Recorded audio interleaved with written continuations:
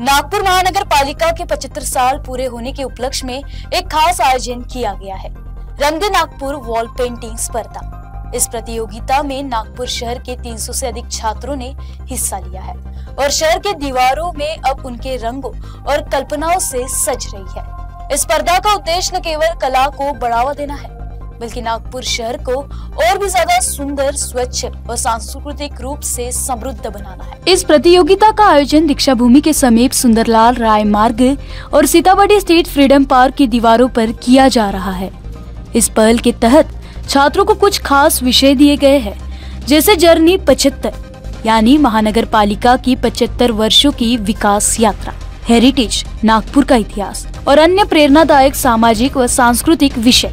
नमस्कार, मी अश्लेषा नरेश माणेकर, शासकीय कला व विकल्प महाविद्यालयाची विद्यार्थिनी आहे आणि इथे नागपूर महानगरपालिकेला 75 वर्ष पूर्ण होत आहे।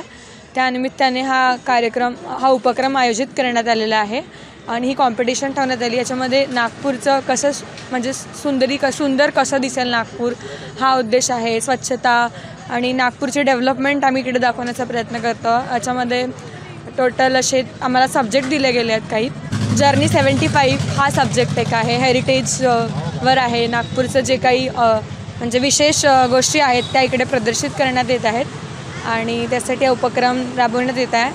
आणि सोबत यासाठी नागपूर महानगरपालिकेने खूप छान एक उपक्रम आयोजित केलेला आहे।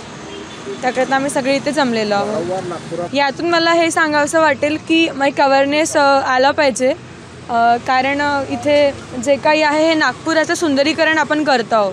तर त्याकरिता एक म्हणजे लोकांनी त्या दृष्टीने बघायला पाहिजे की आपलं नागपूर किती सुंदर असेल आणि किती स्वच्छ असेल।